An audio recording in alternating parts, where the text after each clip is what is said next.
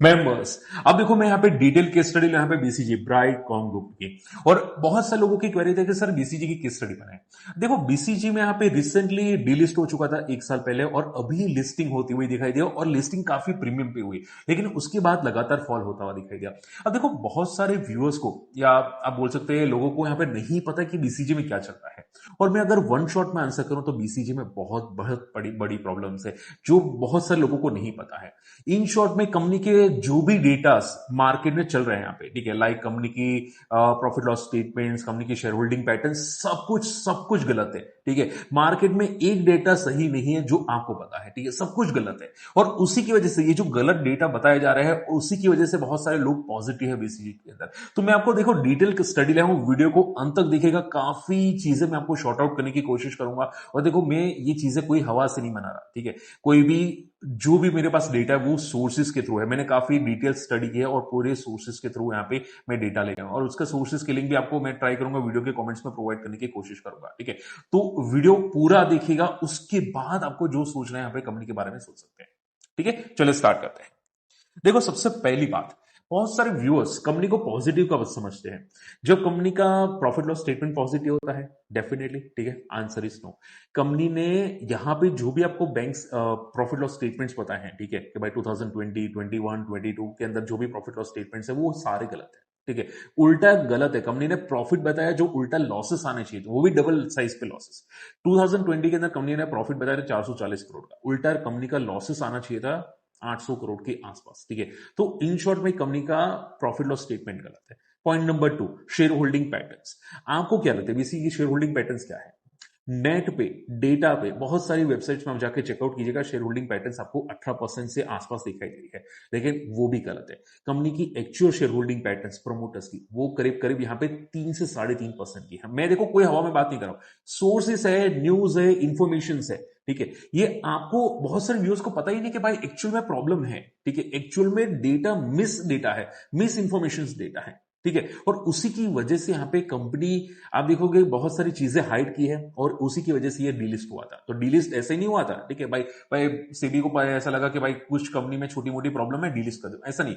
बहुत बड़ी प्रॉब्लम से जो पब्लिक से छुपाई गई है, और उसकी वजह से वो डीलिस्ट हुआ था, ठीक है। तो सेकंड नंबर का पॉइंट, शेयर होल्डिंग पैटर्न जो ऑलरेडी अवेलेबल है मार्केट के अंदर, बताई जा रही है प्रमोटर्स की, वो गलत है। सिर्फ और सिर्फ 18% नहीं है, सिर्फ और सिर्फ 3 से 3.5% की शेयर होल्डिंग पैटर्न है। तीसरी बात, कंपनी पे अभी रिसेंटली बोलते हैं ना कि अगर कोई बोर्ड मीटिंग्स होती है, कॉर्पोरेट एक्शंस होता है, तो बीएससी पे फॉरवर्ड करना चाहिए, ठीक है, इंफॉर्मेशन देनी चाहिए, बहुत मीटिंग्स होनी चाहिए, उसके भी इंफॉर्मेशन देनी चाहिए। तो वो लोग कोई इंफॉर्मेशन नहीं देते, कोई भी जरा से भी इंफॉर्मेशन नहीं प्रोवाइड करते, ठीक है। तो डेटा गलत बताना, इंफॉर्मेशन शेयर नहीं करना, मिस इंफॉर्मेशन बताना, और ये लिस्टिंग के रूल्स को वायोलेट करा है, ठीक है। आप मान लो यहाँ पे एनएससी बीएससी में लिस्ट होता है, तो उसके कुछ रूल्स होते हैं, वो पूरे के पूरे रूल्स वायोलेट है, उसकी वजह से ये डिलिस्ट होता हुआ दिखेगा, ठीक है। तो शॉर्ट एंड सिंपल में जो भी इंफॉर्मेशन है वो गलत है, उल्टा बहुत सारी इंफॉर्मेशन छुपाई गई है, ठीक है। कंपनी ने मनी लॉन्ड्रिंग की भी यहाँ पे एलिगेशंस लगे हैं कंपनी पे, ठीक है। पूरी की पूरी बैलेंस शीट गलत है, और ये सभी चीजें देख के यहाँ पे कंपनी में प्रॉब्लम्स बढ़ी है। और हालांकि आप पूछे सर इतनी सारी प्रॉब्लम्स है तो फिर रिलिस्ट क्यों हुआ, वो भी हाई प्रीमियम पे? तो लिस्टिंग पे देखो, मैं आपको समरी बता रहा हूं, ठीक है, उसके बाद मैं डिटेल में जाऊंगा, तो पहले समरी सुन लो। तो रिलिस्ट हुआ क्यों, और रिलिस्टिंग वो भी इतना प्रीमियम पे क्यों? तो रिलिस्ट होने की जो वजह एक्चुअल में थी, ठीक है। अब देखो बहुत सारे लोग रिटेल ट्रैप हो चुके थे, ठीक है, तो उनको तो निकलना था, तो सेबी ने यहाँ पे क्या किया कि उसको रिलिस्ट करवा दिया। अब रिलिस्ट में भी कुछ बेसिक नॉर्म्स फॉलो करने चाहिए कंपनी को, तो ही वो रिलिस्ट हो सकता है। बेसिक नॉर्म्स क्या थे कि कंपनी की जो जितने भी इवेंट्स है उसको वापस मेंशन करना, कि भाई हम लोगों ने ये कॉर्पोरेट एक्शन किया, वो कॉर्पोरेट एक्शन किया, तो वो इवेंट्स मेंशन करना। रिजल्ट्स जो बीच में मिस हो चुके थे या डिले रिजल्ट्स आ रहे थे, ठीक है, वो कंपनी की टाइमलाइन होती है। आप लोग देखते हैं ना कि भाई रिजल्ट सीजन स्टार्ट हो चुकी है, तो रिजल्ट सीजन का एक टाइम फ्रेम होता है कि भाई 1 से 1.5 महीने के अंदर आपको रिजल्ट पेश कर देना पड़ता है, अगर नहीं करते तो वो रूल्स वायलेट होता है। तो रिजल्ट्स वापस उन लोगों ने पब्लिश कर दिए टाइमली, ठीक है। तो जो बेसिक नॉर्म्स थे यहाँ पे लिस्टिंग के, वो बेसिक नॉर्म्स फिलअप कर लिए, इसकी वजह से रिलिस्ट हुआ, ठीक है। पॉइंट नंबर 3, तो क्या कंपनी में सभी एलिगेशंस रिमूव हो चुके हैं जो भी बैलेंस शीट इम्प्रॉपर है या दूसरी जो मिस इंफॉर्मेशन प्रोवाइड की है? Answer is no. सिर्फ और सिर्फ उन्होंने जो रिलिस्टिंग के नॉर्म्स थे, जो बेसिक नॉर्म्स थे, वो सिर्फ उन्होंने फॉलो किए, उसकी वजह से वो रिलिस्ट हुआ। पॉइंट नंबर 4, तो फिर वो हायर प्रीमियम पे क्यों लिस्ट हुआ? डेफिनेटली आपका क्वेश्चन होगा। अब हायर प्रीमियम पे इसकी वजह से लिस्ट हुआ, कंपनी ने, आप मोटा मोटा आप ये समझो कि बहुत सारे लोग हैं ना ट्रैप हो चुके थे, ठीक है। तो उसमें क्या होता है कि प्रीवियस क्लोजिंग का डेटा नहीं देखा जाता। रिसेंटली जो भी आप बोलते हैं ना बायर्स एंड सेलर्स जो अवेलेबल होते हैं उसके हिसाब से डेटा देखा जाता है। तो ऑपरेटर्स वहां पे लास्ट टाइम बहुत थे, और अभी भी जो हायर प्राइस पे लिस्ट हुआ वो ऑपरेटर्स की वजह से लिस्ट हुआ था, क्योंकि डिमांड, फेक डिमांड जनरेट की गई ताकि वो हायर प्राइस पे लिस्ट हो। लेकिन वो फेक डिमांड थी, उसकी वजह से हायर प्राइस पे लिस्ट होने के बाद भी वो लगातार सर्किट टू सर्किट मारता जा रहा है, वो भी लोअर। बात समझ में आई? तो शॉर्ट एंड सिंपल में ये जो विंडो दी गई, रीलिस्टिंग की विंडो दी गई और रीलिस्ट हुआ, उसका रीजन एक ही था जो सेबी ने यहां पे बोला था। उसका रीजन एक ही था कि भाई ये लोग ने बेसिक नॉर्म फॉलो किया है, जो भी ट्रैप हुए हैं उनको अगर निकलना है तो वो निकल सकते हैं। ये बेसिक और फॉलो था, रूल्स था, जो यहाँ पे उसकी वजह से लिस्ट होता हुआ दिखाई दिया। अब देखो वापस बोल रहा हूँ, ये कोई चीजें मैं अपने मन से नहीं बना रहा हूँ, बहुत सारी इंफॉर्मेशन मैंने कलेक्ट की है, बहुत टाइम लगा है, उसके बाद मैं बता रहा हूँ। तो मैं आपको मेरी स्क्रीन पे लेके जाऊंगा, पूरी डिटेल समझना, उसके बाद आप लोग आंसर देना। ठीक है, चलिए स्टार्ट करते हैं। देखो मेरी स्क्रीन को फॉलो करते रहेगा। सबसे पहली बात अगर बात करें जाए तो यहाँ पे आप देखोगे स्क्रीन पे, तो मैं यहाँ पे आप 2020 के अंदर 440 करोड़ का रिजल्ट था, प्रॉफिट था, ठीक है। वो एक्चुअल में गलत है। उसके बाद जो शेयर होल्डिंग पैटर्न आपको 18% की दिखाई दे रही है, 18.47% की, वो एक्चुअल में जो सेबी के पास नंबर्स है उसके हिसाब से यहाँ पे 3.51% की है। आप मेरी स्क्रीन को फोकस कर सकते हैं, ठीक है। स्टार्टिंग 2018 से आप देखोगे 19% की होल्डिंग थी, लेकिन वो लोग कितनी बता रहे थे? 39% की। ये बात है 2018 की। उसके बाद उनकी होल्डिंग 2022 के अंदर आ गई 18% की, लेकिन एक्चुअल में उनकी होल्डिंग आ गई थी यहां पे 3.5% की, 3.51% की, ठीक है। तो सबसे पहला नेगेटिव चीज क्या थी कि इन्होंने यहां पे फेक डेटा बताया, ठीक है। ये मेरे पास सोर्स है, मैं आपको यहां पे वीडियो के डिस्क्रिप्शन के लिंक्स में लिंक्स प्रोवाइड कर दूंगा, आप जाके चेकआउट कर सकते हैं, ठीक है। तो सबसे पहली चीज है, एक्चुअल में गलत चीजें प्रोवाइड की गई है। अब सबसे इंपॉर्टेंट पॉइंट्स आप ध्यान से फोकस कीजिए। रीलिस्टिंग जो होता हुआ दिखाई दिया, हालांकि कंपनी ने बहुत पॉजिटिव स्टेटमेंट दिया। आप बीएससी सर्कुलर देखोगे तो यहाँ पे उन्होंने काफी पॉजिटिव स्टेटमेंट्स दिया कि ये कंपनी का फंडामेंटल्स काफी स्ट्रांग है, गवर्नेंस काफी स्ट्रांग है, वापस गवर्नेंस प्रिपेयर करिए, हाई ग्रोथ है वगैरह वगैरह। तो एक ट्रैप करने की बातें थी, ठीक है। अब बड़े प्लेयर्स को भरोसा है नहीं, अगर भरोसा होता तो वो लोअर सर्किट नहीं मारता, ठीक है। तो ये भरोसा है नहीं, इसकी वजह से आप देखोगे लगातार लोअर सर्किट मार रहा है, ठीक है। तो अब ध्यान से सुनेगा। अब कंपनी का जो प्रॉफिट आप देख सकते हैं यहाँ पे 2020 के अंदर 440 करोड़ का था, जो मेरी स्क्रीन में आप फोकस कर सकते हैं। वो एक्चुअल में प्रॉफिट नहीं था। इन्होंने क्या किया था कि एसेट इंपेयरमेंट जो कॉस्ट होती है, ठीक है, उन्होंने जो लॉसेस था वो एक्चुअल प्रॉफिट में बताया, ठीक है। तो आप यहां पे फोकस कीजिएगा। सी जो यहाँ पे 440 करोड़ का प्रॉफिट था वो एक्चुअल में लॉसेस था, ठीक है। जो बताना चाहिए था कंपनी को 428 करोड़ का लॉसेस, लेकिन इंपेयरमेंट कॉस्ट को यहाँ पे ऐसा प्रॉफिट तरीके मेंशन किया कंपनी ने अपनी बैलेंस शीट के अंदर, जिसकी वजह से आपको प्रॉफिट दिखाई दे रहा है। तो वो एक्चुअल में फेक बैलेंस शीट है, आप समझ रहे हो, फेक बैलेंस शीट है। अब देखो ये बैलेंस शीट जनरली आप सभी लोग जानते हैं कि कौन अप्रूव करता है, ठीक है, ऑडिटर्स होते हैं, वो सब कुछ अप्रूव करते हैं। तो ये अप्रूव हुई कैसे, ये एक बहुत बड़ा सवाल है। इसकी वजह से यहां पे सिबी ने क्या किया, फॉरेंसिक ऑडिट का जांच का आदेश दिया, ठीक है। अब ये जांच का आदेश कब दिया, जो मेरे आप स्क्रीन को फोकस कर सकते हैं, तो 16 सितंबर 2021 को यहां पे फॉरेंसिक ऑडिट का जांच का आदेश दिया, ठीक है। उनकी बैलेंस शीट भी पहले भी इन्फ्लेटेड थी, अराउंड 15-16 और 19-20 की, मतलब उतने ड्यूरेशन की यहां पे बैलेंस शीट इन्फ्लेटेड थी, ठीक है। इसके अलावा फॉरेंसिक ऑडिटर का जो डिस्क्लोजर आया कि भाई फॉरेंसिक ऑडिट होने वाली है, वो कब आया? तो आप देखोगे 2022 में आया, फरवरी 28 2022 में वो डिस्क्लोजर आया, ठीक है। लेकिन उससे उसके आसपास अगर आप प्राइस देखोगे, जो मैनिपुलेशन हुआ था, आप मेरी स्क्रीन को फोकस कीजिएगा, आप देखोगे 2021 में मैनिपुलेशन स्टार्ट हुआ था, बहुत हाइक हो गया था। लेकिन आप ये जो सेकंड कर्सर देखोगे, मैं यहां पे पेन लेके आता हूं, जस्ट अ सेकंड, आप मेरी स्क्रीन को फोकस कीजिएगा, ठीक है, जस्ट अ सेकंड।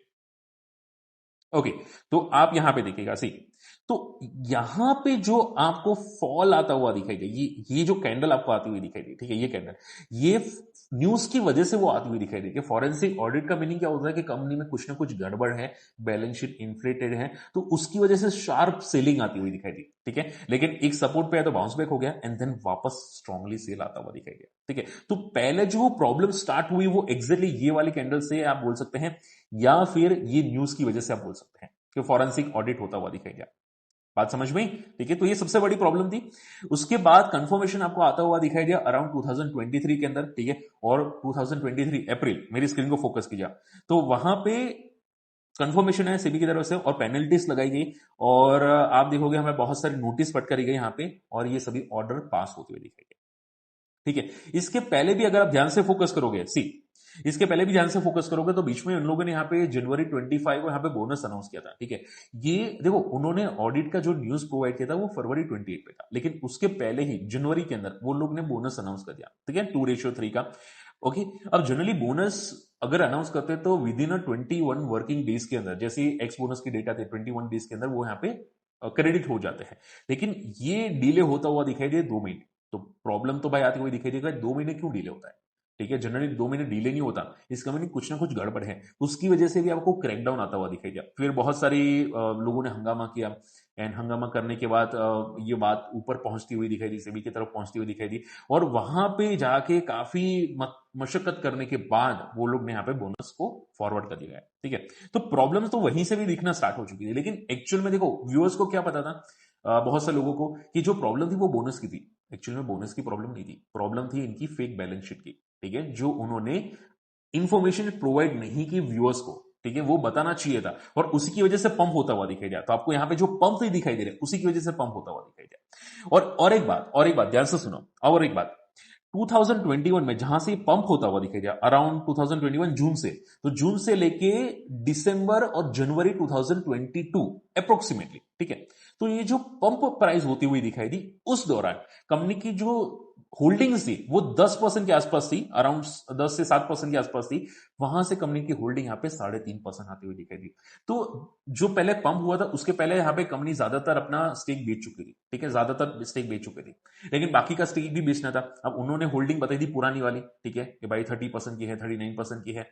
तो जैसे ही पंप हुआ, पंप होने के बाद थोड़ा थोड़ा वो लोग स्टेक बेचते रहे, और लास्ट आखिरी में 3.5% का स्टेक आ गया, ठीक है। तो आखिरी में टॉप पे जाके उन्होंने पूरा का पूरा ज्यादातर स्टेक 3-3.5% का जो पेंडिंग स्टेक था, बाकी का सारा उन्होंने पंप पे दौरान बेच दिया था, ठीक है। तो उनको बेनिफिट हुआ, ठीक है, तो ये सबसे तगड़ा बेनिफिट होता हुआ उनको दिखाई दिया। ओके, इसके अलावा कंपनी में और एक चीज है जो सेबी को फाइंड होती हुई दिखाई दी, कि 2018 से लेकर 20 तक, स्क्रीन को फोकस कीजिएगा, सेबी ने और फाइंड आउट किया कि यहाँ पे 12 उनकी बैलेंस शीट में जो इन्फ्लेटेड डेटा था, ठीक है, उसमें भी और एक मिस है, कि इन्होंने डेटा मैनिपुलेट किया है 1280 करोड़ का, ठीक है। एक्सपेंसेस छुपाए गए हैं, प्रॉफिट को यहाँ पे बढ़ा चढ़ा के बताया गया है, और करीब 1280 करोड़ का यहाँ पे इश्यूज आता हुआ दिखाई देता है। अब देखो इनके प्रॉफिट्स में अगर आप प्रॉपर्ली फोकस करने जाओ, तो इनका 1200 करोड़ का प्रॉफिट एक ही बार आया है, 1200 करोड़ से ऊपर का प्रॉफिट एक ही बार है, बाकी जनरली उससे नीचे ही प्रॉफिट आता हुआ दिखाई दिया है, ठीक है। चलिए, तो लास्ट में क्या आ जाता है यहाँ पे, सी लास्ट में क्या आ जाता है, अब स्क्रीन को फोकस कीजिएगा, देखो ये एक्चुअल डेटा है जो आपके सामने आने चाहिए है, ठीक है। प्रमोटर का स्टेक एक्चुअल में कितना है, 3.5% का बताया, कितना गया है अभी तक, 18-18.5% का यहाँ पे बताया गया है, ठीक है। इसके अलावा आप देखोगे यहाँ पे एफआईडीआई का स्टेक जो पहले था उतना ही आपको स्टेक बताया गया है, ठीक है। इसके अलावा प्रॉब्लम क्या है, अब देखो ध्यान से समझो, एसेट इंपेयरमेंट कॉस्ट, कंपनी ने जो प्रॉब्लम्स गिरी है वो बता रहा हूं यहाँ पे। तो कंपनी ने यहाँ पे जो एसेट बोलते हैं ना यहाँ पे, कि एसेट की वैल्यू कम हो जाती है तो उनको बताना पड़ता है, वो एसेट कम की जगह यहाँ पे कंपनी ने क्या बताया, प्रॉफिट बताया, वो एक गलत था। आरएनडी में जो पैसे जाता है उसको लॉस में बताने की जगह उन्होंने प्रॉफिट में बताया, वो गलत था। तीसरा, राउंड ट्रिपिंग, यानी कि कंपनी ने पैसे घुमाए घुमाए, यानी कि आप ये समझो कि भाई बोले मनी लॉन्ड्रिंग टाइप का, ठीक है, तो उन्हें पैसे घुमा के वापस कंपनी के अंदर इन्वेस्ट किया, तो ये गलत चीज है, मनी लॉन्ड्रिंग का बोलते हैं या राउंड ट्रिपिंग बोलते हैं, ये टोटली गलत चीजें हैं, ठीक है।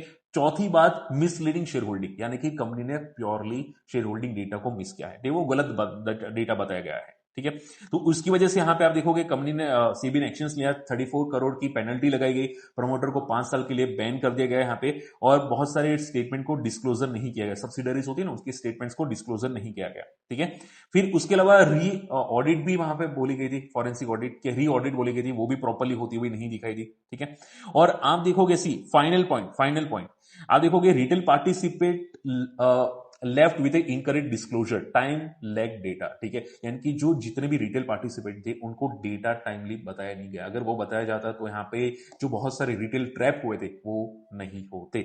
तो ये स्क्रीनशॉट ले लेना, क्योंकि ये बहुत बड़ी काम की चीजें हैं, और आप ये स्क्रीनशॉट देखने के बाद ही डिसाइड करना कि आपको कंपनी के अंदर क्या करना है। अगर आपको ये गलत लगता है तो नेट पे सर्च कर लेना, डिटेल सर्च करना, आपको सब कुछ मिल जाएगा अगर प्रॉपर सर्च करोगे। इन शॉर्ट में मैंने काफी डिटेल रिसर्च करने के बाद ये डेटा आपके सामने लाया हूं, ठीक है। तो शॉर्ट एंड सिंपल में सब कुछ मिस इंफॉर्मेशन है जो आपको नहीं बताई गई है, ठीक है। और मैंने आपको ऑलरेडी बताया गया कि यहाँ पे हायर प्राइस पे ये लिस्ट क्यों हुआ, क्योंकि स्पेकुलेटिव डिमांड, देखो अभी लास्ट पॉइंट है, स्क्रीन पे फोकस कीजिएगा। स्पेकुलेटिव डिमांड यानी कि फेक डिमांड जनरेट की गई, ताकि यहाँ पे जो जो ट्रैप है, बड़े प्लेयर्स जो ट्रैप होते हैं, कभी कभी बड़े प्लेयर्स भी ट्रैप होते हैं एफआई वाले, ठीक है, तो वो ट्रैप हो वो भी टाइमली निकल सके, और उसकी वजह से यहाँ पे स्पेकुलेटिव डिमांड जनरेट की गई। और उसके बाद आप देखोगे लगातार लोअर सर्किट पे लोअर सर्किट आपको आती हुई दिखाई दी, ठीक है। तो आई होप ये सभी चीजें आपको समझ में आई है, पसंद आई है। स्टिल कोई डाउट रहता है मुझे कमेंट कीजिएगा, और ये डिटेल केस स्टडी कैसी लगी वो भी कमेंट कीजिएगा, और ऐसी केस स्टडी आपको कौन सी कंपनी की चाहिए मुझे कमेंट कीजिएगा, और वीडियो शेयर जरूर कीजिएगा, क्योंकि काफी लोगों को ये चीजें पता नहीं होती। आप मेरे यहाँ पे टेलीग्राम चैनल को भी ज्वाइन कर सकते हैं, उसमें भी काफी मैं चीजें शेयर करता रहता हूं, तो वहां पे चैनल डेफिनेटली ज्वाइन कर सकते हैं, ठीक है। और कोई भी अदर इन्फॉर्मेशन हो मुझे कमेंट कीजिएगा। मिलते हैं अगले वीडियो में, तब तक के लिए गुड बाय, जय हिंद।